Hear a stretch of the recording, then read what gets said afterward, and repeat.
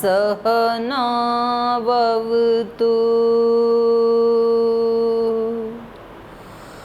सहनौ भुनक्तु सह वीर्यङ्करवावहै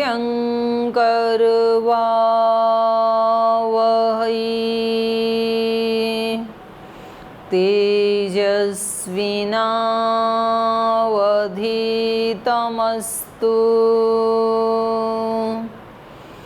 मा विद्विषावहै। ॐ शान्ति शान्ति शान्तिः।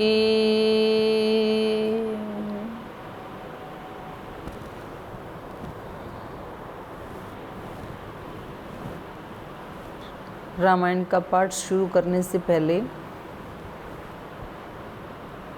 रामायण का वाचन और श्रवण करने वाले दोनों के लिए ही हमने भगवान से प्रार्थना की, सहनावतु सहनौ भुनक्तु। वो हमारे इस पठन पाठन की रक्षा करें, हमारा पालन पोषण करें, हमारे आचरण व्यवहार में भी रामायण अपना प्रभाव दिखाए, ऐसी हम पर कृपा हो। तो शरीर, स्थान और वस्त्र आदि की शुद्धि के साथ साथ अपने चित्त को भी एकाग्र करते हुए, पवित्र करते हुए आज के पाठ को आगे बढ़ाते हैं।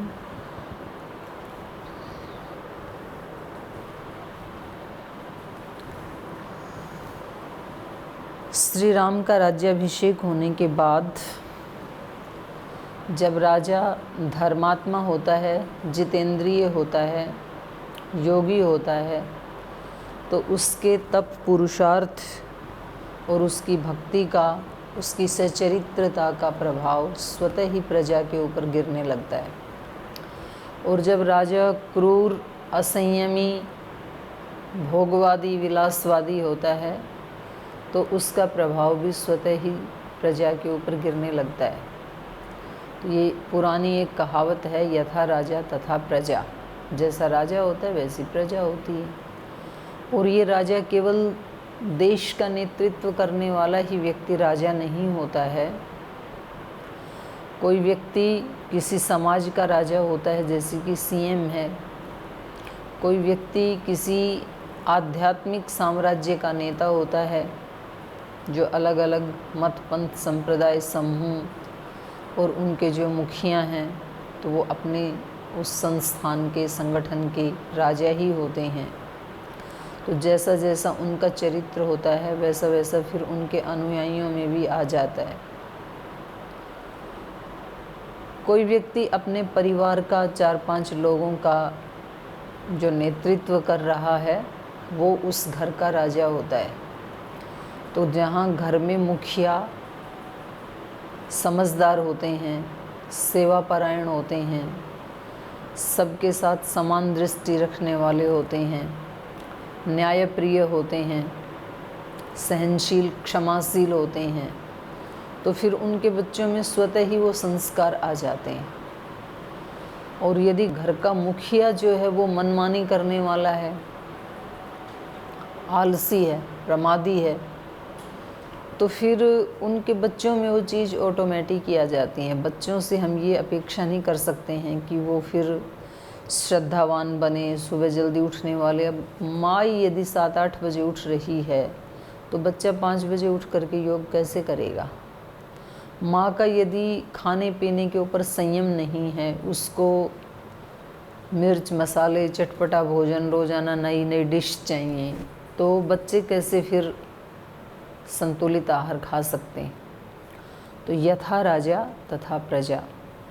और यदि किसी व्यक्ति के नेतृत्व में कोई भी नहीं है, कोई व्यक्ति कहे जी मेरा नेतृत्व तो कोई नहीं मानता, परिवार में भी मेरा नेतृत्व नहीं है, किसी समाज में, किसी राष्ट्र में, किसी समूह में, किसी संगठन में, किसी संस्थान में मेरी तो कहीं कोई गिनती नहीं है, तो वो व्यक्ति फिर अपने अस्तित्व का राजा है।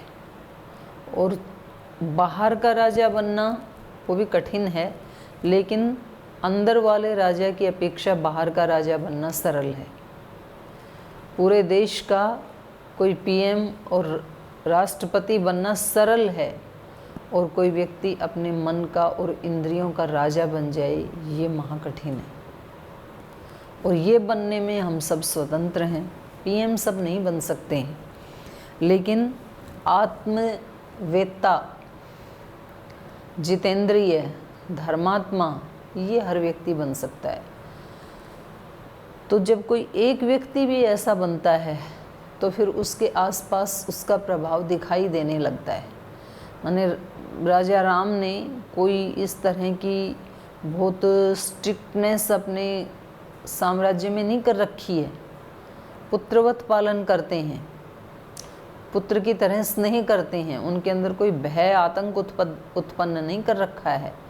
लेकिन उस व्यक्ति का स्वयं का जीवन, आचरण, व्यवहार वो इतना डिवाइन है, इतना दिव्य है कि प्रजा में स्वतः ही वो दिव्यता की जो वाइब्रेशंस हैं, वो जो किरणें हैं उनके व्यक्तित्व की, वो खुद ही प्रकाश फैलाने लगती हैं। तो जैसे किसी फूल की सुगंध के जो कण हैं वो स्वतः ही सारी हवा में फैल जाते हैं, या यज्ञ करते हैं तो यज्ञ के धुएं की जो सुगंध है वो स्वतः ही सारे वायुमंडल को सुगंधित कर देती है और पुष्ट भी कर देती है। सुगंधिम पुष्टिवर्धनम, पोषकता भी बढ़ा देती है उस इन्वायरमेंट की। ऐसे ही अगर कोई व्यक्ति हमारे आसपास थोड़ी सी भी साधना करना शुरू करता है, अपनी इंद्रियों पर विजय करना शुरू करता है, वो आत्मवेता बनने की राह पे ईमानदारी से कदम बढ़ाता है, तो आसपास के लोगों को स्वतः ही वो वाइब्रेशंस मिलने लगते हैं, गुड वाइब्रेशंस। भले ही वो व्यक्ति पढ़ा लिखा हो या अनपढ़ हो, इसमें कोई दिक्कत वाली बात नहीं है। शब्द ज्ञान की बात नहीं है, यहाँ आचरण की बात है। तो श्री राम के समय में कैसा राज्य था वो हम कल पढ़ रहे थे। कोई बीमार नहीं होता था, और किसी को बड़े रोग की तो बात ही छोड़ो, ज्वर तक भी नहीं होता था। कोई पिता कभी अपने पुत्र की मृत्यु नहीं देखता था, कभी कोई महिला विधवा नहीं होती थी, और जो पंच महाभूत हैं अग्नि जल वायु, ये कभी कोई इस तरह का आपदा नहीं लाते थे, क्योंकि वो सब प्रकृति का पोषण करते थे, प्रकृति को संभाल के रखते थे। तो प्रकृति माता उन सब को संभाल के रखती थी। न चापि क्षुद् भयम तत्र न तस्कर भयम तथा, किसी को भी भूख का डर नहीं था कि हम सुबह तो खा लिया, शाम को क्या खाएंगे, ऐसी भूखमरी नहीं थी। तो सब वेल सेट थे, और जब सब वेल सेट होंगे तो ये तस्करी क्यों होगी फिर? माने चोरी, डकैती और लुटेरे ये तो तभी उत्पन्न होते हैं ना जब उस व्यक्ति को भरपेट मिलता तो है नहीं, और कामना उसकी भी वही है। तो ये दो स्थिति में तस्करी या भूखमरी उत्पन्न होती है।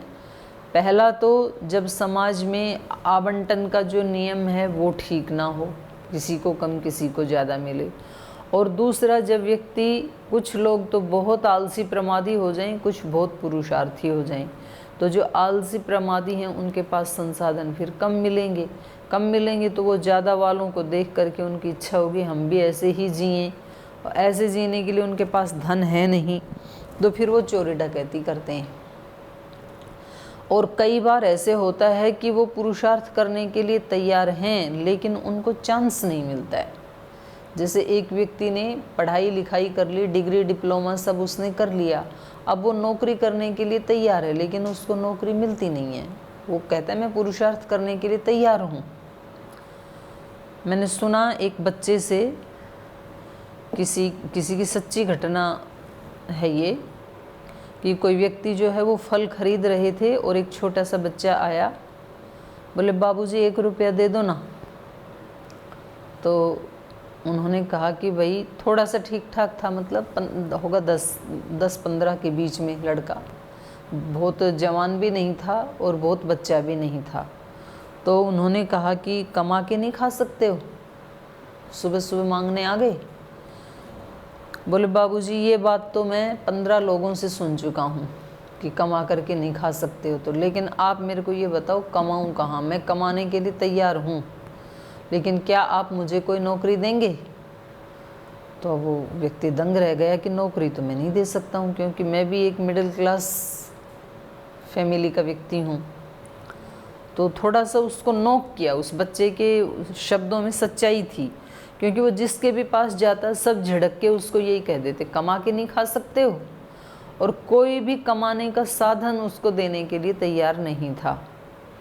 तो खैर उन्होंने उसको, जो भी भगवान की प्रेरणा हुई या उनको दया आ गई, तो उन्होंने 5 रुपये उसको दिए, और उस छोटे से बच्चे ने उन 5 रुपये का वो ककड़ी खरीदा, खीरा खरीदा, 5 रुपये में जितना भी आया, और फिर उसको लेके उस पे बैठ गया सड़क पे। खाया नहीं उसने उसको, खुद तो भूखा ही रहा, और उसको बेच दिया।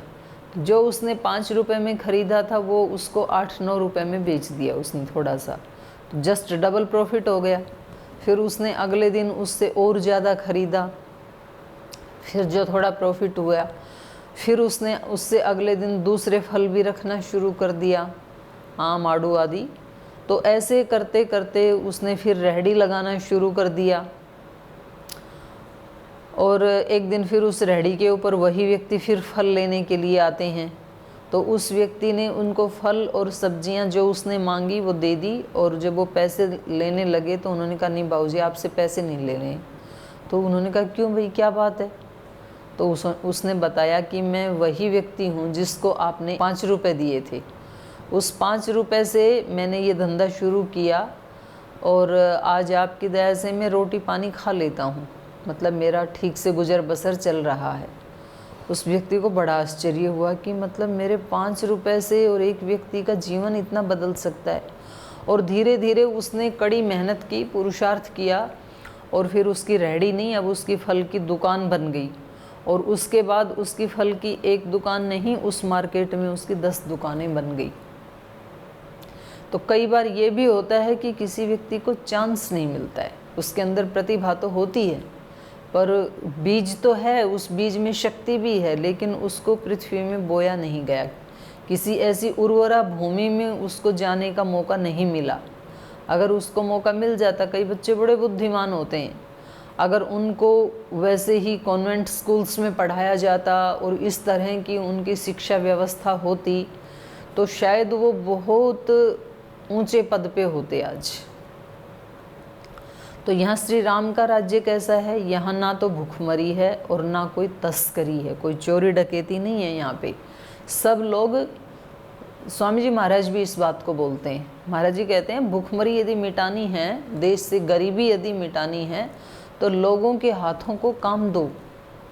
जिस बचपन को ज्ञान प्राप्त करके विद्वान बनना था, अपनी प्रतिभाओं का विकास करना था, उस देश की वो प्रतिभा तो वहाँ रेलवे लाइन पे बैठ के वो कूट रही है, पत्थर कूट रही है। पत्थर कूटना कोई बुरी बात नहीं है, लेकिन जो छोटे बच्चे हैं उनका तो अभी शिक्षा का काम है। उस काम को वो व्यक्ति करें जो अभी बड़े हो गए और वो ज़्यादा शिक्षित नहीं हैं, वो व्यक्ति उस काम को करें। तो अगर देश से भूखमरी को, गरीबी को मिटाना है, तो उन लोगों को उनके स्वभाव के अनुसार, उनकी योग्यता के अनुसार उनको ऐसी शिक्षा दे करके पहले उनको सुयोग्य बनाना चाहिए। देश में समृद्धि होगी। ज़्यादा अपराध जो लोग करते हैं, तो प्रायः ये सर्वे किया गया है कि वो ज़्यादा पढ़े लिखे या ज़्यादा संपन्न परिवारों से ऐसे नहीं होते हैं, या वो संपन्नता आई भी है तो वो ऐसे आ गई हवा में बहते बहते। मतलब कल तक बिल्कुल गरीब थे, आज कहीं रिश्तेदार इलेक्शन में कोई बन गया, किसी पद के ऊपर पहुंच गया, और उनकी सहायता से फिर ये लोग भी धनवान बन गए। इन्होंने अपनी कोई ऐसी मेहनत की नहीं, तो फिर वो लोग अपराध करते हैं। जिनको बिना पुरुषार्थ के ऐसे मिल जाता है, बिना मेहनत के मिल जाता है, तो फिर या तो वो अपराध करते हैं, या फिर जिनको चांस नहीं मिला मिडिल क्लास हैं और फिर उनको भी इच्छा होती है कि हम जो ऊंची क्लास वाले, उच्च श्रेणी वाले लोग जैसा जीवन जीते हैं हम भी वैसा जिएं, क्योंकि मन तो सभी का एक ही जैसा है। तो ये अलग है कि उनको ये संस्कार नहीं दिया गया कि भाई तुम भी मेहनत करो, तुम भी ऐसे ही बन सकते हो। तो सबको, बहुत अच्छी बात है आजकल जो है सरकार ये कदम उठा रही है आत्मनिर्भरता का, स्वावलंबन का।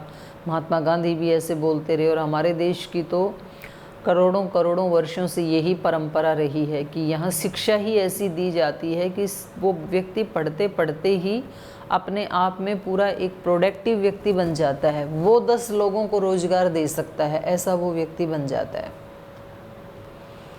तो यहाँ श्री राम का राज्य ऐसा है कि यहाँ पर कोई किसी प्रकार की आपदा नहीं है प्राकृतिक दृष्टि से, या परस्पर सामाजिक दृष्टि से, या राजनीतिक दृष्टि से। न भूखमरी है, न चोरी डकैती है। नगराणी च राष्ट्राणी धन धान्य युतानी च। उनके जो छोटे छोटे राज्य हैं, राष्ट्र का मतलब छोटे छोटे राज्य, और नगराणी च, और उस देश के मतलब भारत देश के जो नगर हैं और राज्य हैं वो सब क्या हैं? धन धान्य युतानी, धन धान्य से भरे पड़े हैं, युक्त हैं, संपन्न हैं। नित्यं प्रमोदिताः सर्वे यथा कृत युगे तथा। तो सब लोग कैसे रहते हैं? नित्यं प्रमोदिताः, नित्य ही वो हर्षित रहते हैं। तो कोई चिंता ही नहीं है ना। तो ये चिंता तो है नहीं कि भाई कल यदि नौकरी से निकाल दिया तो कहाँ जाएंगे, कल यदि बदली हो गई तो कहाँ जाएंगे, कल बच्चे कुछ गलत काम कराएंगे तो कहाँ जाएंगे, ऐसा किसी को भय है ही नहीं। तो चरित्र की भी उच्चता है, धन धान्य की भी उच्चता है, आध्यात्मिकता की भी उच्चता है, पुरुषार्थ की भी उच्चता है, कर्तव्य पालन की भी, परस्पर संबंधों में मर्यादाओं की भी। तो हर चीज़ एक ऊंचाई को छुए हुए है, इसलिए सब प्रमोदित रहते हैं। तो अगर व्यक्ति इसको पढ़ करके इसको फॉलो करे, इसकी नकल करे अपने ही पूर्वजों की, तो आज भी भारत एक आदर्श राष्ट्र के रूप में सारी दुनिया को दिशा दे सकता है, और देनी ही पड़ेगी। क्योंकि ऐसे कहा जाता है ना कि भाई जो बड़े होते हैं उन्हीं को ही झुकना होता है। जो ओछे लोग होते हैं वो तो कभी झुकते नहीं हैं। ठूंठ तो कभी झुक सकता नहीं है, वो तो टूट तो सकता है, झुक नहीं सकता है। तो जो गुणहीन व्यक्ति होता है वो कभी झुकता नहीं है, वो हमेशा अकड़ में ही रहता है। लेकिन जो फल वाले वृक्ष होते हैं वो झुक जाते हैं। जिनके अंदर बड़प्पन होता है वास्तव में ही अंदर से, जिनके अंदर विनम्रता है, प्रेम है, करुणा है, क्षमा है, सहनशीलता है, तो जब कोई ऐसा मौका आता है तो वो झुक जाते हैं, वो स्वीकार कर लेते हैं। यही बड़ों का बड़प्पन है। तो फिर भी भारत को ही ये सब करना पड़ेगा, नेतृत्व। और कैसा है श्री राम का राज्य? अश्वमेध शतैरिष्ट्वा तथा भूसुवर्णकै गवां कोट्ययुतं दत्त्वा विद्वद्भ्यो विधिपूर्वकम् असंख्येयं धनं दत्त्वा ब्राह्मणेभ्यो महायशाः राजवंशान् शतगुणान् स्थापयिष्यति राघवः चातुर्वर्णं च लोकेऽस्मिन् स्वे स्वे धर्मे नियोक्ष्यति। और जब सब प्रकार की संपन्नता है, सब संतुष्ट हैं, सब प्रकार की मर्यादाएं हैं राज्य में, तो अश्वमेध शतैरिष्ट्वा, जो बहुस्वर्णकैः माने बहुत सारे धन धान्य से युक्त, शतै अश्वमेध इष्ट्वा, सैकड़ों अश्वमेध यज्ञ का यजन करके, गवाम कोट्ययुतम दत्त्वा, और कोटि करोड़ों, गवाम कोट्ययुतम दत्त्वा विद्वद्भ्यो विधिपूर्वकम, विद्वानों को कैसी गायें देंगे? सोना जिनके ऊपर सींग के ऊपर लगा है। गवाम कोट्ययुतम दत्त्वा, ऐसी करोड़ों गायें दे करके विधि पूर्वकम असंख्यम धनम दत्वा, और असंख्य धन ब्राह्मणेभ्यो दत्वा दे करके महायशाह महायशस्वी राम राजवंशान अपने राजवंशों को शतगुणान स्थापयिष्यति, सैकड़ों गुणा ज़्यादा बढ़ा करके उसका विस्तार करेंगे। अर्थात ये घोषणा की जा रही है कि भाई अब जो भगवान राजा हैं श्री राम, ये अब जब सब जगह सुख संपन्नता है, सब शांति है, हम भी देखते हैं ना घरों में कि भाई अब सब कुछ ठीक हो गया, बच्चों की शादी भी हो गई, उनको नौकरी भी मिल गई, मकान भी बन गया, गाड़ी भी आ गई, मोबाइल भी आ गए, बच्चों के भी बच्चे हो गए, अब सारी गृहस्थी बिल्कुल सेट है। तो लगता है कि अब कोई बड़ा कोई यज्ञ करें, कोई अनुष्ठान करें, भगवान का धन्यवाद करें। तो जब वो अच्छा देता है तब तो धन्यवाद कर देते हैं, बुरा देता है तब धन्यवाद नहीं करते हैं, क्योंकि हमारे पास हम मनुष्य हैं, हमारे पास इतनी सामर्थ्य है, हमें तो अच्छे वाला ही अच्छा लगता है। जब कोई दिक्कत आती है तो नहीं हम ये सोच पाते हैं कि ये भी भगवान की कृपा ही है, और हम उसको भी भगवान की कृपा ही जान सकें, मान सकें, उसी के लिए रामायण पढ़ रहे हैं। क्योंकि यहाँ श्री राम का जीवन हमने दोनों ही प्रकार का देखा। वो वन में गए और कितने उनके ऊपर संकट आए वो भी हम देख रहे हैं, और वहाँ से आने के बाद उनको कितना भरा पूरा माने सर्वगुण संपन्न साम्राज्य, उसके वो राजा हैं, लेकिन फिर भी उनमें घमंड नहीं है। और जब वो बिल्कुल वल्कल वस्त्र पहन करके केवल एक धनुष बाण हाथ में लेकर के और बिल्कुल निराश्रय होकर के दीनहीन की जैसे जंगल में जाते हैं, तब भी उनके चेहरे के ऊपर ऐसी कोई हताशा निराशा नहीं होती है, तब भी उनका बीपी लो नहीं होता है, ऐसे ही रहते हैं दोनों में। तो अब ये यजन करेंगे, ये कह रहे हैं कि अब अपने राजवंश को, क्योंकि राजा का ये भी कर्तव्य होता है कि वो अपने साम्राज्य को कई गुना ज़्यादा बढ़ाए जितनी उसकी सामर्थ्य है। तो पहले तो भारत, दूर दूर तक ये जो विदेशी पड़ोसी जो आजकल राष्ट्र हैं ये सब भारत में ही थे। तो उस समय इन्होंने अश्वमेध शतैरिष्ट्वा तथा बहु सुवर्णकई, बहुत सारे अश्वमेध, सैकड़ों अश्वमेध करके, और कैसे बहु सुवर्णकई, जिसमें अत्यंत सोना आदि का दान दिया जाएगा, गवाम कोटि युतम दत्वा, जिसमें करोड़ों गायें दी जाएंगी दान में, विद्वद्भ्यो विद्वानों के लिए, विधि पूर्वकम विधान पूर्वक, ऐसा ही विधान है। विद्वानों को गाय क्यों देते हैं? क्योंकि गाय एक ऐसा पशु है कि हम जब उसकी आँख में देखेंगे ना तो उसकी दृष्टि बहुत पवित्र होती है। आप किसी भी प्राणी की आँख देखें, किसी भी मनुष्य की देखें, कुत्ता की, बिल्ली की, गधा, घोड़ा, जितने भी प्राणी हैं, भैंस की, बकरी की, बंदर की, लंगूर की, मनुष्य की, सबसे सुंदर आँख गाय की होती है। उसकी आँख में जब देखेंगे ना, इतनी करुणा होती है, इतना प्रेम होता है उसकी आँख में। तो वो जैसे गीता में भी कहा ना, दिव्य दृष्टि, जैसी जिसकी दृष्टि होती है उसके लिए वैसी ये सृष्टि बन जाती है। तो हमारे अंदर क्या है वो व्यक्ति की दृष्टि में आ जाता है। संतों की दृष्टि बिल्कुल अलग होती है, मतलब उनकी आँख में एक अलग प्रकार का एक शांति, संतोष, पवित्रता और आशीर्वाद का भाव वो अलग ही दिखता है उनकी आँख में, संतों की आँखों में। संतों की आँखें और गाय की आँखें, दो आँखें बहुत सुंदर होती हैं, बहुत पवित्र होती हैं। तो गाय की आँख अलग होती है, संतों की आँखें अलग होती हैं, कुत्ता बिल्ली की आँखें अलग होती हैं, एक लोभी व्यक्ति की आँखें अलग होती हैं, एक गुस्सेल व्यक्ति की आँखें अलग होती हैं, एक क्रूर व्यक्ति की आँखें अलग होती हैं। मतलब जो हमारे अंदर है वो हमारी आँख में आ जाता है। उपनिषद में भी ये वर्णन आया है कि वो जो अंदर का जो आत्मा है वो उसको कैसे जाने, तो बोले वो जो आँख से झांक रहा है ना, वो उसको आप पकड़ लो।